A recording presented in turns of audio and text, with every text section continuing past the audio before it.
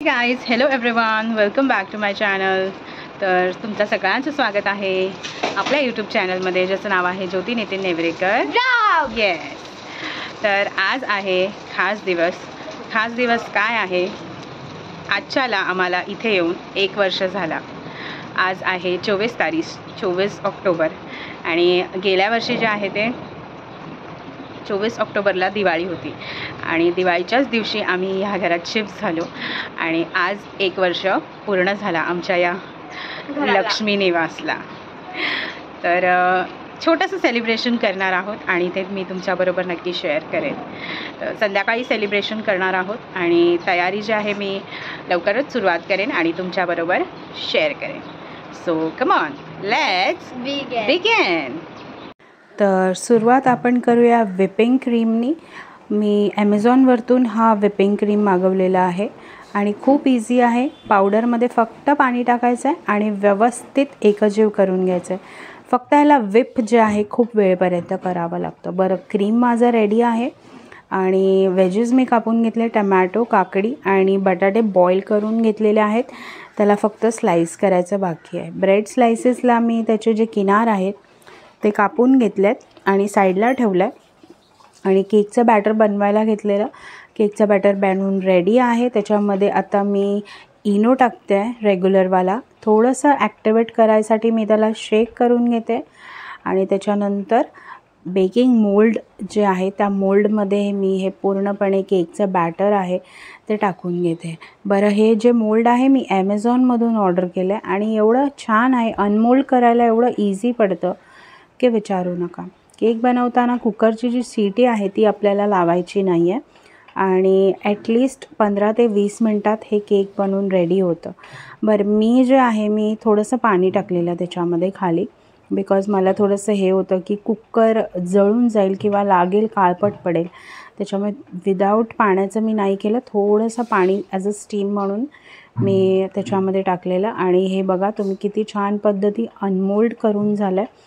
आणि हे मी थोडंसं कापून घेतलं आहे साईडनी, थोडंसं शेप छान येईल म्हणून कापून त्याला व्यवस्थित त्याचे एजेस जे आहेत ते व्यवस्थित आतमध्ये दाबून हे केलं आहे आणि क्रीम जे आहे ते मी लावायला घेतलं आहे. बरं, एक टिप आहे, जेव्हा तुम्ही जे केक बेक कराल तुम्ही तेव्हा हे जोपर्यंत रूम टेम्परेचरला येत नाही तोपर्यंत ह्याला क्रीमने गार्निश करायचं नाही आहे, क्रीम लावायचं नाही आहे. बिकॉज जर तुम्ही गरम केकला क्रीम लावलात तर ते क्रीम पूर्ण वितळून जाईल आणि त्याचं काहीच हे नाही होणार. पण क्रीम लावून झाल्यानंतर वरती जे आहे ते स्प्रिंकल्स माझ्याकडे होते, ते स्प्रिंकल्स मी टाकलेत. छोटेसे असे फ्लावर टाईप बनवलेत आणि चेरी मी ॲमेझॉनवरूनच मागवलेला, तर ते चेरीवरती ॲज अ टॉपिंग्स मी ठेवलेत आणि माझा इथे ब्युटिफुल केक जे आहे ते बनवून झालेलं आहे. बरं, केक झाल्यानंतर आता मी बनवते आहे पोटॅटो शॉट्स. खूप इझी आणि खूप टेम्पटिंग रेसिपी आहे. याच्यामध्ये तुम्हाला हवं तर तुम्ही चीज पण ॲड करू शकता. बटाटे बॉईल करून घेतले, थोडंसं मीठ टाकलं आहे, चिली फ्लेक्स टाकलं आहे. चिली फ्लेक्स नसतील तर मसालाही तुम्ही टाकू शकता आणि हळद थोडंसं टाकलं आहे. तर ते टाकून झाल्यानंतर छोटे छोटे इथे शॉट्स जे आहेत पोटॅटो शॉट्स हे आपल्याला तयार करायचे आहेत आणि छानपैकी तळून घ्यायचं आहे. मीडियम आचेवरती ह्याला तळायचं आहे जेणेकरून हे छानपैकी क्रिस्पी होतात. आणि इथे मी लास्टला सँडविच बनवायला घेतलं आहे.